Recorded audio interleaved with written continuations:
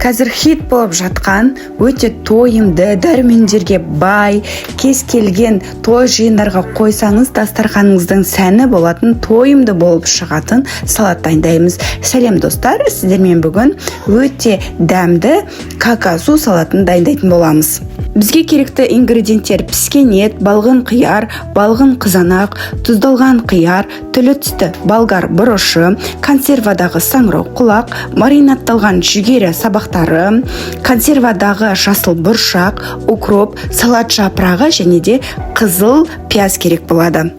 Ең алдымен балғын қиярымызды орташа көлемде қиғаштау қылып, видеода көрсетілгендей қылып турап аламыз. Дәл солай балғын қызанағымызды да қиғаштау орташа көлемде турап аламыз. Түрлі түсті болгар бұрышымызды да орташа көлемде қиғаштау қылып турап аламыз. Мен сары және де қызыл түстерін қолдандым, ал сіздер өз еріктеріңізге қарай таңдап аласыздар.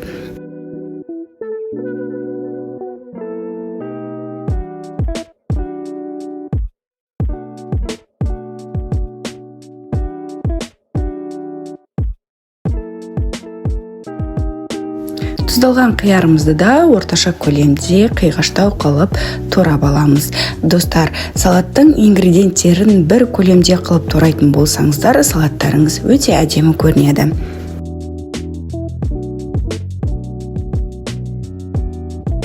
Маринатталған жүгері сабағымызды ортасынан бір бөліп аламыз. Егер маринатталған жүгері сабағымыз кіші көлемде болса, турамай қоссаңыздар болады. Ірілеулерін жеуге ыңғайлы болу үшін осылай ортасынан бір бөлсеңіздер болады. Алдын ала піскен етімізді де орташа көлемде қиғашынан турап аламыз. Достар, сіздер етті пісірмей қуырып қоссаңыздар да болады. Дәл осындай көлемде қиғашынан турап алып қуырып қоссаңыздар болады.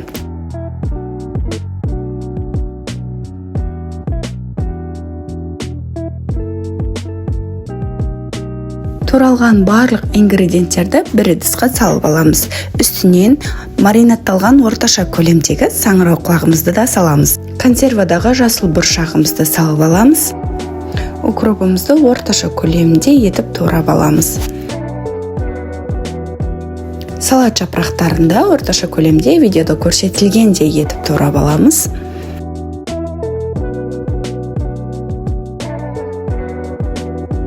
Егер болса, қызыл пиязды да турап қосамыз, майдалап турап аламыз, жарты қызыл пияз жетеді.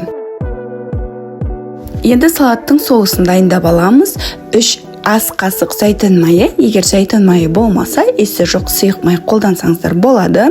2 ас қасық соевый соус, 1 шай қасық ас тұзы, жарты шай қасық қызыл бұрыш қосып араластырамыз. Егер болса, жарты шай қасық горчица қоссаңыздар, соустарыңыз өте керемет шығады. Соусты жақсылап араластырып, салатымыздың үстіне құямыз және де салатымызды жақсылап араластырамыз. Достар, жасап көруге кеңес беремін. Өте дәруменге бай, тойымды, пайдалы және кез келген той жиынға қойсаңыз дастарханыңыздың сәні болатын какасу салаты дайын болды. Дайын болған салатымызды тәрелкеге саламыз және де осылай ұсынамыз.